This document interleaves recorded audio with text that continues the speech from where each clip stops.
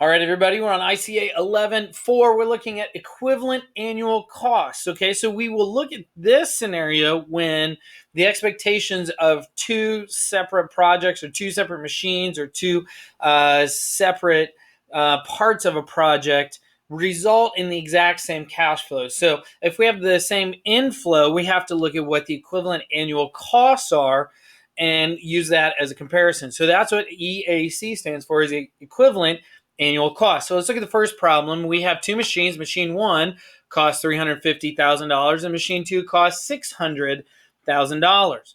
Okay, and machine one, year one is going to be basically years 1 through 3. It's got a 3-year life, and each year it's going to cost $50,000 to maintain. Machine two has a 5-year life and costs $20,000 a year to maintain. Okay, so we look at this and we say, okay, really, we have to compare apples to apples. One has a 3-year life, one has a 5-year life, but let's compare this on an equivalent annual cost basis to see which one we go with, okay?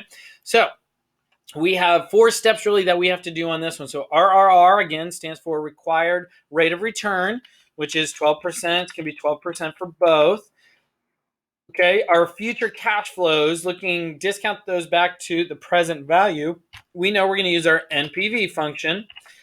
Okay, a rate of 12%, and then our future cash flows of 50 each year. Okay, and we can copy that over if we did the same thing. Okay, but now we have to go back and fix this because this is actually a 5-year. So make sure you do that. So you have 120 for machine one and 72 for machine two. So now we have to go back and add in the original cost. So we have our 120 plus the negative 350. So that gives us an NPV of 470. Same thing here. Oops. So same thing here. We have equals our 72 plus our 600. Now here's where the last step comes in.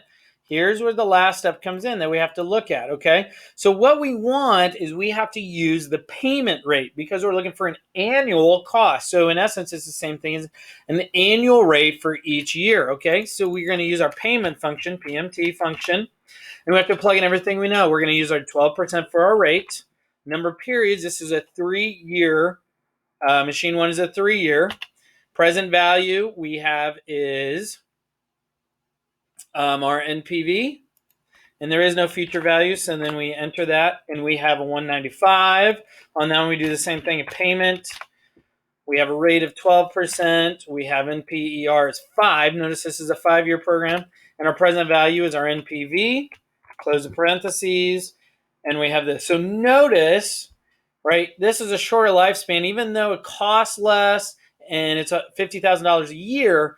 The equivalent annual cost for this is $195, whereas machine two, the equivalent annual cost is $186. So based on these numbers, $186, machine two seems to be better. Let's do the same thing here. What's the EAC of these cash flows with an 8% return? So we can do 8%, we can do 8%. And if I set these all up right, I should be able to just copy and then just tweak them a little bit that we have here, okay? So free cash flows, we want to change that. This one, there's fewer cash flows, so we go up here. NPV, make sure that's based on the right one. NPV, make sure that's based on the right one. This one's actually a 5-year plan. This one's actually a 3-year, so this one needs to be changed. And we have those numbers. So for this one, we see the machine one is actually the better option. 5-year lifespan, $3,000 a year gives us an equivalent annual cost of $10,000, whereas machine two would be $12,000. So equivalent annual cost breaks your total cost down into an annual type of spending so you can compare machines with different lifespans.